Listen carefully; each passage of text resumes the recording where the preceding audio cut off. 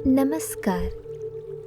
हमारे चैनल नींद की प्याली में आपका हार्दिक स्वागत है। आज हम आपको एक अनोखी और मधुर कहानी सुनाने जा रहे हैं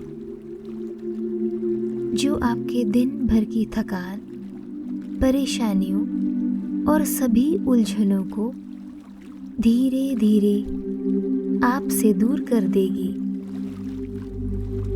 ताकि आप पूर्ण शांति से नींद की मीठी गोद में समा सकें।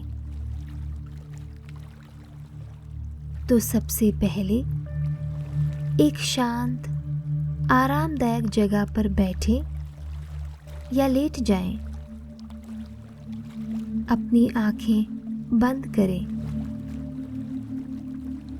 और धीरे धीरे अपनी सांसों पर ध्यान केंद्रित करें। गहरी सांस लें और उसे धीरे धीरे बाहर छोड़ें। आज का दिन चाहे कितना ही कठिन क्यों ना रहा हो, अब सब कुछ पीछे छोड़ देने का समय है।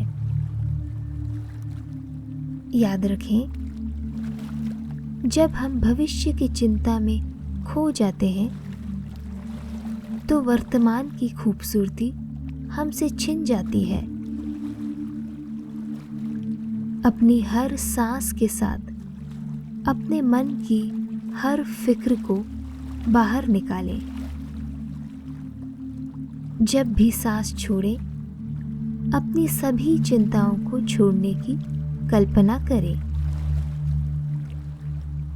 अपने शरीर को पूरी तरह से ढील दें। अपने मन को शांति की गहराई में डुबो दें। हमें पूरी आशा है कि इस कहानी के हर शब्द में आपको वह सुकून और शांति मिलेगी जो आपकी आत्मा के हर कोने को छू जाए। तो आइए अपने मन और शरीर को इस पल में डुबो दें और हमारे साथ इस नई जादुई कहानी के अनुभव में शामिल हो जाएं।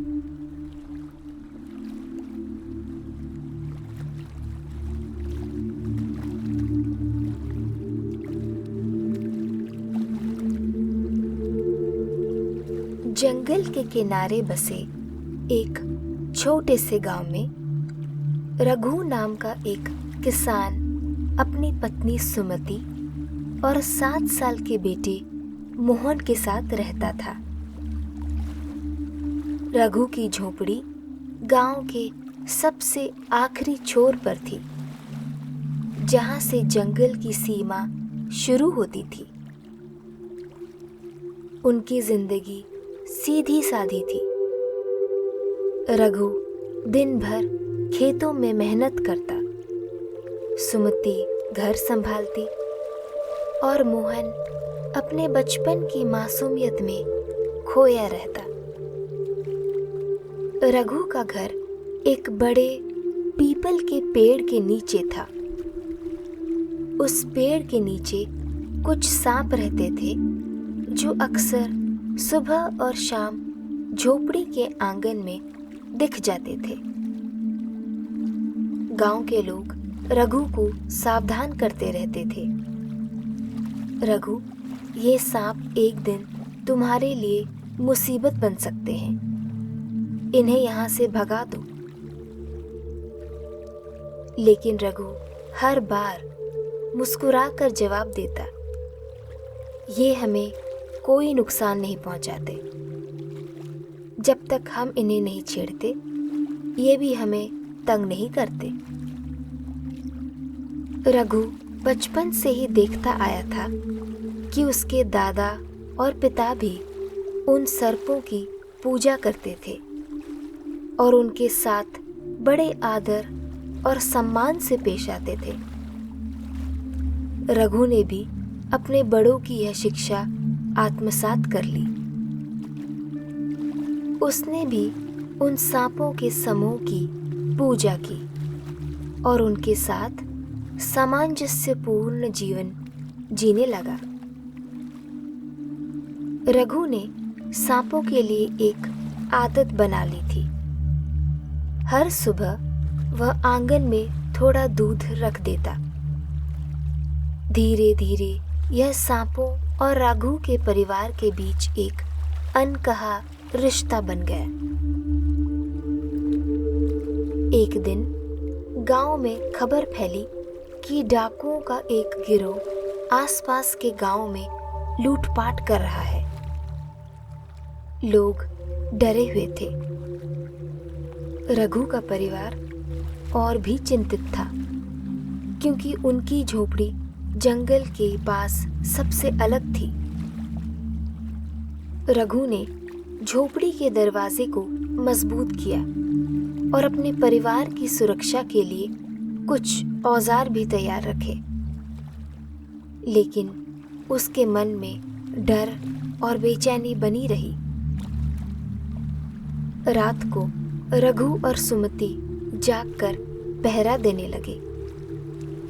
झोपड़ी के भीतर मोहन गहरी नींद में सो रहा था। बाहर सन्नाटा था। सिर्फ पीपल के पत्तों की सरसराहट और रात की हल्की हवा की आवाज सुनाई दे रही थी। आधी रात बीत चुकी थी और रघु और सुमति ने सोचा कि शायद अब डाकू नहीं आएंगे। जैसे ही उन्होंने चैन की सांस ली, तभी कदमों की भारी आवाज ने उनका ध्यान अपनी ओर खींचा। उन्हें तुरंत एहसास हो गया कि यह जरूर डाकुओं का समूह होगा और उनके दिल में डर समा गया। डाकुओं का गिरोह रघु की झोपड़ी की ओर बढ़ रहा था। उनके पास मशाले और हथियार थे। उनका इरादा था कि घर में घुसकर अनाज और हर कीमती चीज को लूट ले। जैसे ही उन्होंने आंगन में कदम रखा, एक अजीब सी फुफकारने की आवाज आई। पहले तो डाकुओं ने इसे नजरअंदाज किया, लेकिन जैसे ही उन्होंने झोपड़ी की ओर कदम बढ़ाए, अचानक पीपल की जड़ों से सांपों का एक बड़ा झुंड बाहर निकल आया। ये साधारण सांप नहीं थे, ये काले नागों का एक समूह था। पलक झपकते ही लगभग 30 से 40 विशाल शक्तिशाली काले सांप झोपड़ी के सामने फन फैलाकर खड़े हो गए, मानो उन्होंने इस झोपड़ी की रक्षा करने का संकल्प लिया हो। उनकी आंखों में चमक और फुफकार में एक अद्भुत शक्ति थी। उनका काला रंग उनके जहर, ताकत और निर्भीकता का प्रतीक बनकर चमक रहा था। डाकू यह दृश्य देखकर सहम गए और उनके कदम धीरे धीरे पीछे हटने लगे। झुंड में बड़े और छोटे सांप थे, जो फन उठाए डाकुओं की ओर खतरनाक अंदाज में बढ़ रहे थे। डाकुओं को समझ नहीं आ रहा था कि क्या करें। तभी कुछ सांपों ने छलांग लगाकर कुछ डाकुओं को डस लिया। डाकू दर्द से चीखने चिल्लाने लगे और उनका साहस पूरी तरह टूट गया।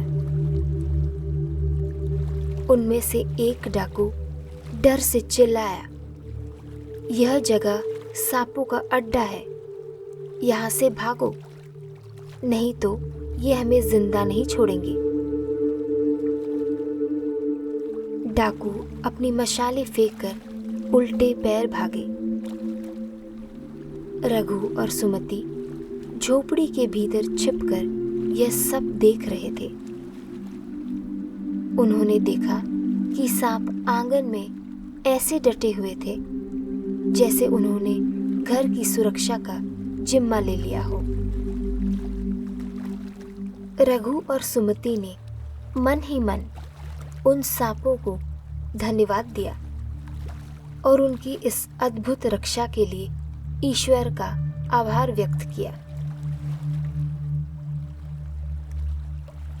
सुबह होते ही रघु ने सुमति और मोहन के साथ आंगन की सफाई की।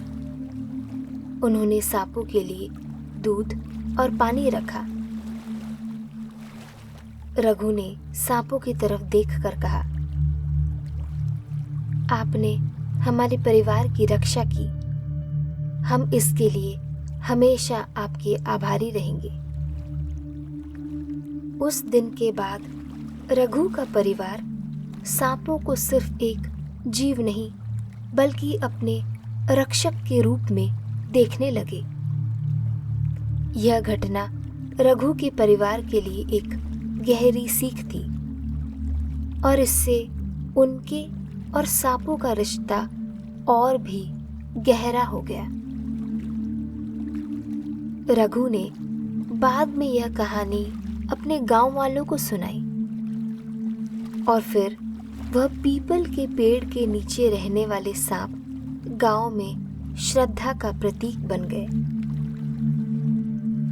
इस कहानी से हमें यह सीख मिलती है कि प्रकृति के हर जीव में स्नेह और कृतज्ञता होती है।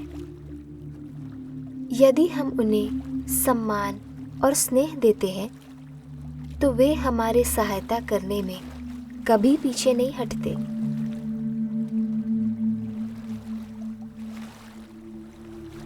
इस कहानी के समाप्त होने पर हम आशा करते हैं कि आप विश्राम की उस गहराई में उतर चुके होंगे जहाँ केवल शांति और सुकून का एहसास है।